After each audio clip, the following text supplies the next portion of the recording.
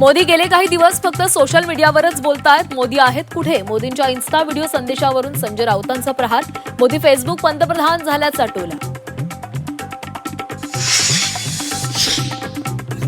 सिद्धिविनायक मंदिरातही दान चोरीबाबत राज ठाकरेंनी केलेले आरोप खरे. संजय राऊतांकडून आरोपांचं समर्थन. देशातील सर्व मंदिरांमध्ये चोऱ्या सुरू असल्याचंही विधान.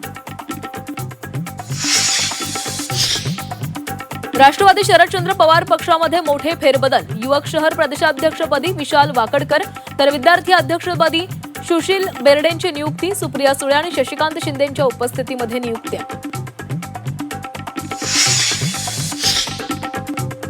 आता कंटाळा आलाय. राजकारणामधून रिटायर्ड व्हावंसं वाटतंय. महामार्गाच्या दुरवस्थेवर बोलताना पर्यावरण मंत्री पंकजा मुंडे यांचं विधान. पण जनतेचा उत्साह पाहून नव्यानं प्रेरणा मिळत असल्याचंही मत.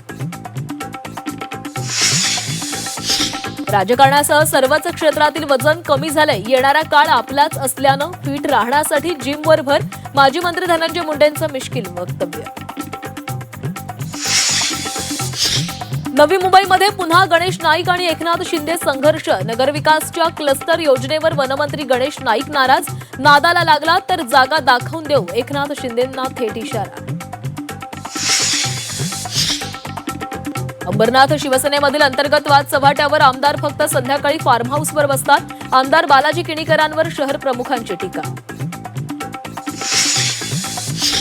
मनसे अध्यक्ष राज ठाकरे 9 ऑगस्टला रायगड जिल्हा दौऱ्यावर. रखडलेल्या मुंबई गोवा महामार्गाची पाहणी करणार तर जिल्ह्यातील मनसे कार्यालयाचं उद्घाटन करणार. पुण्यातील सांस्कृतिक वास्तूंना मुसळधार पावसाचा फटका. कवयित्री शांता शेळकेंचा ऐतिहासिक वाड्याचा भाग कोसळला. साहित्यिक वारशाच्या संवर्धनाचा प्रश्न ऐरणीवर.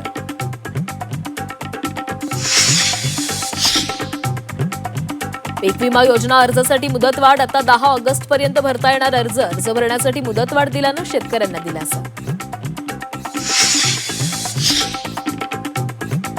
कोकणवासियांना गणपती बाप्पा पावला. मुंबईहून सावंतवाडीसाठी लवकरच नवी एक्सप्रेस सुरू होणार. गणेशोत्सवापूर्वी गाडी सुरू करण्याचा रेल्वे प्रशासनाचा प्रयत्न. राज्यामध्ये जुलैमध्ये सरासरीहून अधिक पाऊस. जुलै महिन्यामध्ये 40% अधिक पावसाची नोंद. दुष्काळाचे सावट असलेल्या भागांना दिलासा.